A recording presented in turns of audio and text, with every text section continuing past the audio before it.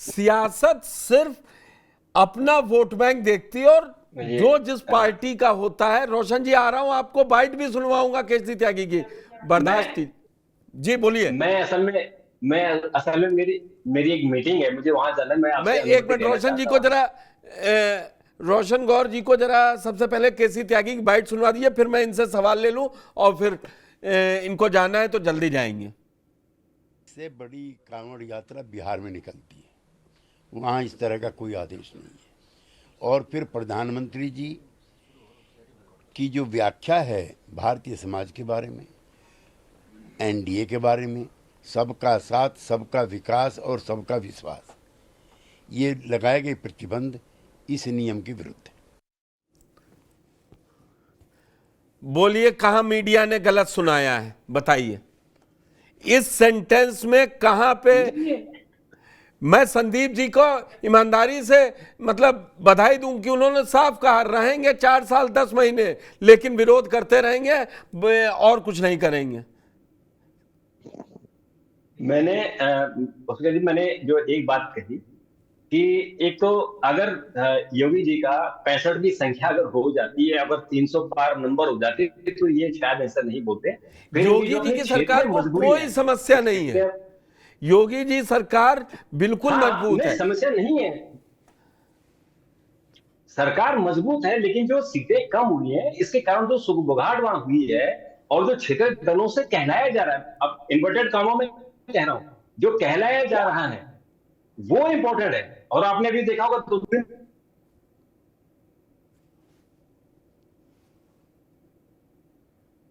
आप अनम्यूट कीजिए, आपकी बात आ नहीं रही, आप अनम्यूट कीजिए, अपने को अनम्यूट कीजिए रोशन जी। म्यूट हो गए हैं आप रोशन जी।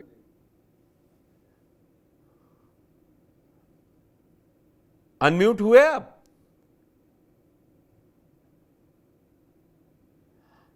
ना ना, शायद कोई टेक्निकल दिक्कत है और उनको। हाँ अब आइए, हाँ भाई आवाज आएगी अब। बोलिए, आप बोलिए, आपका कुछ भी नहीं तो सुनाई मैं कह रहा था कि मैं ये कह रहा था कि जो जो क्षेत्रीय दलों की मजबूरियां होती हैं, उनके अपने वोट बैंक होते हैं, वो अपने वोट बैंक के हिसाब से बयानबाजी करते हैं। लेकिन मैं क्या कह रहा हूं कि अगर जैसे मोदी जी की सरकार 300 सीटों की होती और उत्तर प्रदेश में अगर 65 सीटें, या मतलब जो पिछले बार से बराबरी की होती है उससे ज्यादा अगर सीटें आ जाते, तो शायद आज जो स्थिति है, जो क्षेत्रीय दल बयानबाजी कर रहे हैं और जो दबाव बनाने की कोशिश करें, शायद वो नहीं करते। और जो क्षेत्रीय दल इस मुद्दे को लेकर, जो पर्टिकुलर जो कांवड़िया मुद्दे और जो नाम लिखने का मुद्दा है, इस पर जो बयानबाजी हो रही है, वो अपनी उनकी क्षेत्रीय मजबूरी है, ठीक क्योंकि है। उनको अपना वोट बैंक इंटैक्ट रखना है। मैं जो रोशन जी आपका आपको जो मुजफ्फरनगर सुना का रहा एरिया था है, वो मीडिया वाले बयान पे सुना रहा था। आपका हमारे साथ जुड़ने के लिए बहुत बहुत धन्यवाद।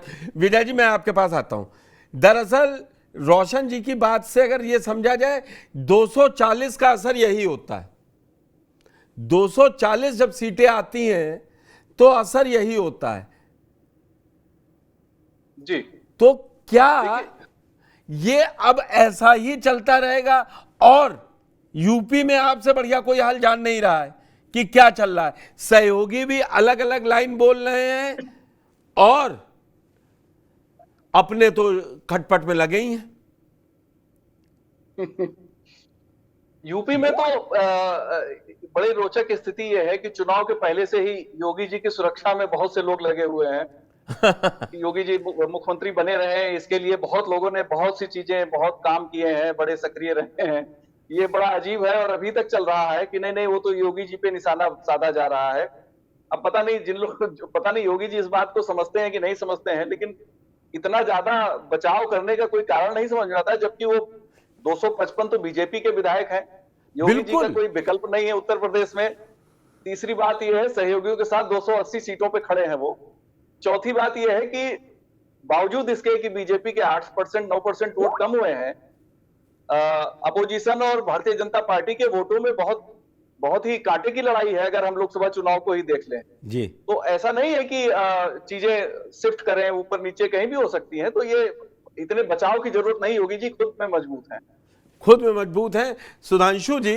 लेकिन जिस तरीके से अनुप्रिया पटेल ने सबसे पहले भर्तियों में जो पिछड़ा वर्ग की सीटों का उन्होंने आरोप लगाया कि not found NFS, not found suitable, ये कह के जो सीटें खारिज की जा रही हैं, उनको अब समझ में आया 4 जून के बाद।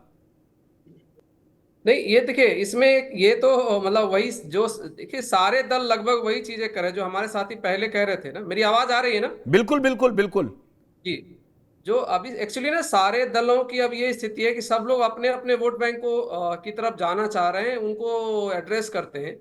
ये अनुप्रिया पटेल जी से पूछना चाहिए था कि जब 69,000 जो भर्तियां हुई थी शिक्षकों की, जिसको लेकर के लगातार आंदोलन हो रहे हैं, अभी भी हो रहे हैं उत्तर प्रदेश में, लाठियां खा रहे हैं बच्चे, और उसमें 2022 के इलेक्शन से पहले योगी सरकार कोर्ट में जाकर ये एक्सेप्ट करके आई है कि 6,500 वैकेंसी वाकई में इनको मिलनी चाहिए थी, जो नहीं मिली। तब तो ये नहीं बोली। अब देखिए बात वही हो गया है ना, जो आप मतलब जब लोग कमजोर हो रहे हैं, बीजेपी उनको कमजोर दिखने लगी है, तो अब इनकी जुबान खुल रही है। अन्यथा क्या है, सारी चीजें वहीं जाकर टिकती हैं कि सत्ता का क्या मामला है, सत्ता जिसके साथ चलना है। और सही कह रहे थे साथी कि अगर इतना ही दिक्कत है तो कोई आप आगे बढ़कर कोई स्टेप तो ले नहीं रहे हैं, केवल बयानबाजी कर रहे हैं ताकि जो आपके वोटर्स हैं उनको लगे कि आपका नेता आपके मुद्दे उठा रहा है। सवाल ये है कि नेताओं का काम केवल क्या उसका वक्तव्य दे देना है। जो भी मुद्दे उठा रही हैं अनुप्रिया पटेल, क्या उनके बोलने से कोई उस समस्या का समाधान निकल रहा है? क्या एनएफएस रुक जाएगा? ऐसा हो रहा है क्या? ये तो नहीं हो रहा। उसके ऊपर कोई कार्रवाई नहीं हुई, उन्होंने बयान दे दिया, बात खत्म हो गई। तो नहीं, मगर सुधांशु जी मेरी एक बात समझिए, अगर चर्चा भी नहीं होगी तो कम से कम चर्चा हुई है, तो हो सकता है अगली बार जैसा उन्होंने कहा है कि इसको बार बार उसी कोटे में निकाला जाए, दूसरे कोटे में ना, हो सकता है क्योंकि मंत्रिमंडल में शामिल है अपना दल, उत्तर प्रदेश में अपना दल शामिल है। बिल्कुल नहीं, मैं ये कह रहा हूं, देखिए और दबाव भी वो काम करता है। मैं अभी विजय जी और संदीप जी हैं हमारे साथ, कैसे टीचर के डिजिटल अटेंडेंस के मसले पर वापस आई, सरकार ने रोका ना, 2 महीने के लिए कमेटी बना के रोका ना। ये सिर्फ बयान तक नहीं सीमित है। नहीं ठीक है, मेरी बात तो समझ, ये चीज मैं ये कह रहा हूं कि एनएफएस क्या अभी 2024 के रिजल्ट के बाद शुरू हुए हैं क्या? मेरा सवाल वो है। ये बयान 2024 से पहले क्यों नहीं आ रहा? 2024 के परिणाम के बाद ही इनको, इन सारे लोगों को, जैसे अभी वो कह रहे थे आरएलडी को नहीं पता था कि क्या जिस दल के साथ वो अलायंस कर रहे हैं उनके वर्किंग का क्या तरीका है। ये कोई नई बात तो नहीं है। नहीं, आरएलडी तो कब इधर है, कब उधर है, 2009 में इधर है, 2014 में उधर है, उसका तो कोई वो नहीं है। हाँ, वही तो इसलिए कह रहा हूं सर कि इन बयानों का एक ही मतलब है, एक ही अर्थ है कि जिस पार्टी के साथ अब सत्ता में है उसके ऊपर अब आपको मौका मिल गया है, तो लगातार एक दबाव बनाते रहिए, दबाव बनाकर जो सत्ता से जो चीजें हासिल करनी है वो हासिल करते रहिए। और दूसरा पक्ष यह है कि अपने जो उनके जो वोटर्स हैं, जिनके दम पर उनकी पार्टी रन करती है, जिन वोटर्स के दम पर वो सत्ता तक पहुंचते हैं, उनको भी ये मिल जाएगा। और दूसरा जो है, आवाज आ रही मेरी? बिल्कुल बिल्कुल बिल्कुल जी, बिल्कुल। तो ये दो है, और इसमें कुछ भी नहीं है। इन सारे जितने इन लोगों के बयान आ रहे हैं उससे कोई पॉजिटिव निकल कर आए। आप ठीक है, आप कह रहे हैं कि भाई मुद्दे उठने भी तो चाहिए, ठीक है उठ रहे हैं, लेकिन ये इनकी ईमानदारी तब मानी जाती कि ये चीजें लगातार उठती। और मैं जो उदाहरण दिया, ये चीज कोई पहली दफा होती कि चलो 2024 के बाद सुधांशु जी, जब आदमी तो हम उठा रहे हैं, ऐसा तो आदमी तभी जब सुनेगा जब केंद्र में भी उनकी 300 के पार थी, यहां भी 250 के पार खुद ही है, तो सुनिए नहीं तो जो लाल बत्ती मिली है वो भी चली जाएगी। तो कौन लोड ले रहा था उस बात का? नहीं तो 240 का ही असर है ना ये। नहीं, लोड ले या नहीं ले, देखिए पुष्कर जी, लोड ले सत्ता में मतलब लोड ले या नहीं ले वो इतना महत्वपूर्ण नहीं है। वो तो जब आप लगातार बोलते रहोगे तो लोड भी लेंगे ना, क्योंकि जनता उससे आकर्षित होती है। और उसका एग्जाम्पल मैंने दिया आपको कि भाई डिजिटल अटेंडेंस मुद्दा था, और आप ये देखिए मायावती हो, अखिलेश हो, हर कोई इस मसले पर सरकार, उन्होंने कह दिया सामाजिक अपराध है। फल नाम वाले में डिजिटल अटेंडेंस में कहा कि मेरे दबाव में। ये होता है जब आप पास ताकत होगी तभी तो कहेंगे। जब 5 सांसद थे, कोई इलेक्शन जीत नहीं रहे थे 12 के बाद, 12 में जीते थे, उसके बाद कोई नहीं जीते, तो क्या कहते रहते आप ट्विटर पे लिखते रहिए, एक्स पोस्ट पे। जब ताकत आएगी तभी तो कहा जाएगा, दबाव आप तभी तो लेंगे। एक चीज बस एक उदाहरण हाँ बोलिए। मुझे बोलना है पुष्कर जी। हाँ आपको बोलना है, विजय जी कुछ कहना चाह रहे थे, मैं मैंने आपको कहा एक एक उदाहरण दे रहा हूँ। एक चंद्रशेखर जी हैं, चंद्रशेखर रावण अभी जीत कर आए हैं, पहली जी। दफा जीते हैं, ठीक है। क्या इसके पहले चंद्रशेखर रावण इस बात का इंतजार कर रहे थे कि वो किसी जो भी जिन मुद्दों की हम चर्चा, जिस आपने जो शुरुआती स्टेटमेंट किया, क्या वो इंतजार करते थे कि जब हम जीत जाएंगे तब सवाल उठाएंगे?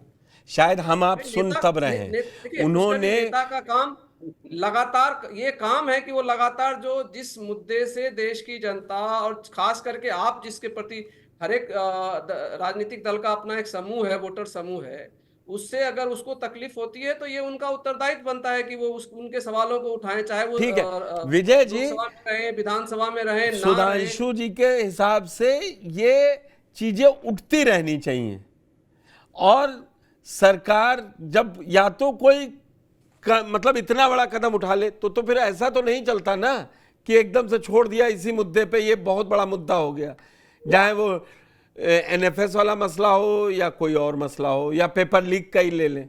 इतनी जल्दी तो फिर नहीं सरकारें चलती हैं, फिर लेगा ही नहीं कोई। नहीं देखिए, इसमें पुष्कर जी जो 69,000 शिक्षकों की भर्ती का मसला है, उसको जी। तो उत्तर प्रदेश की सरकार ने कभी गंभीरता से हैंडल नहीं किया। और जो सरकार भाजपा की जो करारी हार उत्तर प्रदेश में हुई है, उसमें उस मसले का बहुत बड़ा योगदान है। ओबीसी जो भगा भारतीय जनता पार्टी के वोट बैंक से, उसका एक बड़ा कारण 69,000 शिक्षकों का मामला है, जिसने ये कहीं ना कहीं स्टेब्लिश कर दिया है कि सरकार असंवेदनशील है ओबीसी बच्चों के लिए। कम से कम उन्हें एड्रेस करना चाहिए था और उनसे बात करनी चाहिए थी ऑन द टेबल, उनको कन्विंस करना चाहिए था, उनको अगर कोई कंफ्यूजन था, कंफ्यूजन दूर करना चाहिए था, कोर्ट का कोई उसमें मसला था वो बताना चाहिए था, और उन्हें भरोसे में लेना चाहिए था। आफ्टर ऑल वो उत्तर प्रदेश के लोग हैं, हमारे प्रदेश के जिम्मेदार नागरिक भी हैं, शिक्षक भी हैं। दूसरी बात जो ज्यादा महत्वपूर्ण है, जिसपे मैं बड़ा अफसोस में हूं कि हमारा पूरा मीडिया फर्टिनिटी इस बात से खुश है कि उत्तर प्रदेश सरकार ने डिजिटल अटेंडेंस विड्रॉ कर दिया। विपक्ष के विपक्ष क्या बेसिक शिक्षा वाले बच्चों के इतना खिलाफ है कि कम से कम 1 लाख शिक्षक जो स्कूल नहीं जाता है वो अटेंडेंस नहीं लगाना चाहता। क्यों नहीं लगाना चाहता? क्योंकि वो स्कूल जाना ही नहीं चाहता, बच्चों को पढ़ाना ही नहीं चाहता, सिर्फ सैलरी लेना चाहता है। इसमें इतने दबंग टाइप के लोग हो गए हैं, पूरा माफिया, शिक्षकों का माफिया सिस्टम चलता है पश्चिमी उत्तर प्रदेश और मध्य उत्तर प्रदेश में, और अब पूर्वी उत्तर प्रदेश तक आ रहा है। बड़े घरों के तमाम राजनेताओं के, ब्यूरोक्रेसी के घर की महिलाएं और लोग नौकरी कर रहे हैं, स्कूल कभी नहीं जाते, सैलरी अकाउंट में आ जाती है, कोई फर्जी सिग्नेचर मार देता है। और हमने इस इशू को इतना हंस के इसको ले लिया, विपक्ष इतना खुश है इस मामले से। बच्चों की शिक्षा के लिए अभी चुनाव जब चल रहा था तो मैं देखता था बहुत से यूट्यूबर गांव में बात करते थे, लोग कहते थे अरे पढ़ाई का बड़ा खराब व्यवस्था है। अरे भाई, आपके यहाँ प्राइमरी स्कूल है, सारी चीजें फ्री है, और मैं प्रोफेसर सुधांशु कुमार जी से पूछूंगा इसमें कि आखिर शिक्षक क्यों नहीं डिजिटल अटेंडेंस लगाना चाहते हैं? क्योंकि वो स्कूल जाना ही नहीं चाहते, क्योंकि वो पढ़ाना नहीं चाहते हैं। उन्होंने टैबलेट ले लिया, सिम कार्ड ले लिया, उसके बाद उन्होंने रिचार्ज भी करा लिया, और पूरा अपना एचआर से रिलेटेड मानव संपदा का पूरा पोर्टल बनवा लिया सरकार से। उस पे 13 रजिस्टर ऑनलाइन हो गए, बच्चों के नाम उसमें आ गए, बच्चों के अटेंडेंस डिजिटली होते हैं। केवल इनको स्कूल में जाके अटेंडेंस लगानी थी लेकिन ये स्कूल नहीं जाना चाहते। अगर ये डिजिटल अटेंडेंस हो जाती, पुष्कर जी मैं गारंटी से कह रहा हूं, बिल्कुल 50,000 से 1 लाख शिक्षकों को नौकरी छोड़नी पड़ती।